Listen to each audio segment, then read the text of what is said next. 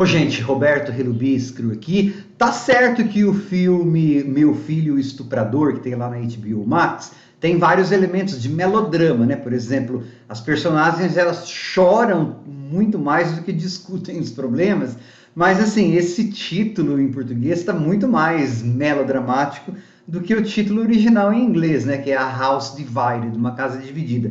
Esse é um filme que foi feito para TV nos anos 90. A gente tem que levar isso em consideração. Então, não é um filme que teve grande orçamento, não é um filme cujo roteiro vai aprofundar o assunto, mas faz parte de uma tradição de filmes dos Estados Unidos, né? Os tais filmes da semana que ou traziam uma doença para o público conhecer a doença, ou traziam algum tema social. Nos anos 90, muito frequente, o tema da violência doméstica, assédio sexual, né? Que é do que trata esse filme aí. Bom, duas curiosidades. A atriz principal, na verdade a história gira em torno dela, né, da tomada de consciência dessa mulher, é a Faye Dunaway, que foi famosa nos anos 70 e até um pedacinho dos anos 80, né? Ela foi grande estrela de Hollywood. E no filme, o ator que faz o marido dela, o Stephen Collins, em 2014, ele foi acusado de pedofilia e confessou alguns dos crimes lá, então caiu em desgraça, né?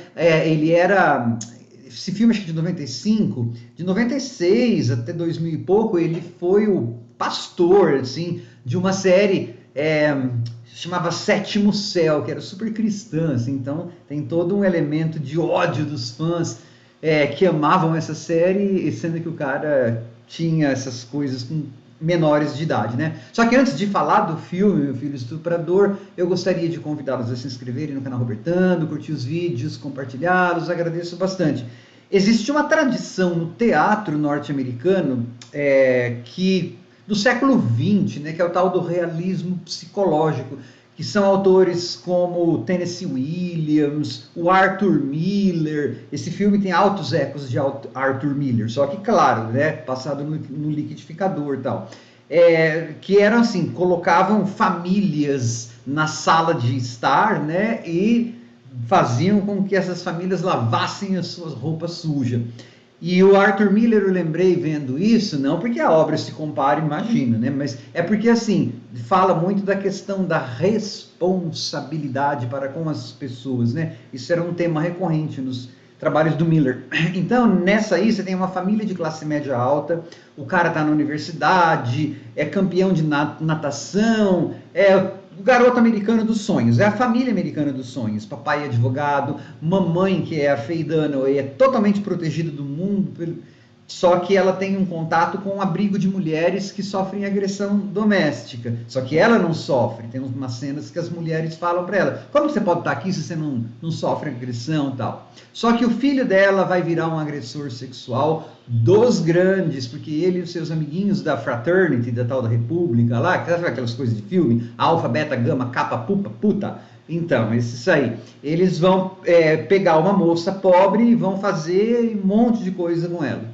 Tá? Então aí o filme, na verdade, ele está mais preocupado em mostrar o processo de tomada de consciência dessa mãe, né? E de que a família vai estar dividida porque os homens da família, o papai e o vovô, vão querer abafar o caso, mas a Faye Dunaway fica com a consciência pesada e começa a tentar instigar que o filho também fique e tal. Então, o filme foca mais nas consequências desse crime para a família do perpetrador, que é um cara que ele não é um vilão malvado, psicopata, mas é claro que também não é um cara louvável, ele fez uma coisa muito errada. Só que o filme vai mostrar que ele também tem sentimento de culpa. Claro, né?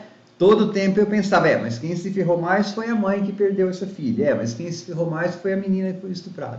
Então ele é um filme típico para a televisão. Ele coloca algumas questões que para a televisão, especialmente naquela época, eram questões até avançadas, em um nível legal, só que assim, ele nunca chega num nível de fruição de um filme de cinema ou do que seria a televisão, viria a ser a televisão no século XXI, né? Então, por exemplo, as personagens choram, choram, choram.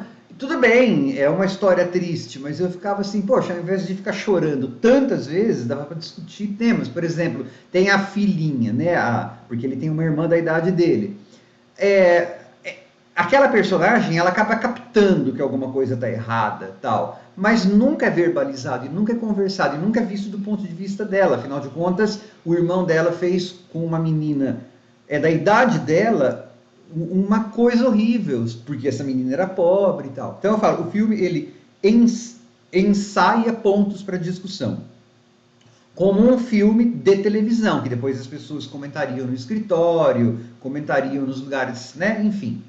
Mas ele não aprofunda, tá, o tema. E aí sempre é aquela história, né? Qual que é, o que será que esse menino e essa família vai fazer? E você vai pegando, então, a tomada de consciência dessa mãe. Ela vai tomando a consciência de que ela vivia em um mundo de aparências, né? Uma coisa meio Ibsen, casa de bonecas. Eu fico pensando nessas coisas porque geralmente esses roteiristas vão para a escola de arte dramática, escola de roteiro, mesmo que eles escrevam para televisão, que não sejam muito profundos os roteiros e tal. E quando a gente estuda dramaturgia, artes dramáticas, roteirização e tal, a gente sempre acaba estudando Ibsen, né, que é o autor da Casa de Bonecas, Arthur Miller, os gregos, por isso que a gente sempre capta, a gente que estuda essas coisas, sempre capta nas histórias esses ecos, né? Quais são os arquétipos que estão sendo usados. Olha, é um filme legal, tirando assim a superficialidade dele que a gente vê para hoje em dia, é um filme assistível, é um melodrama assistível. Tchau.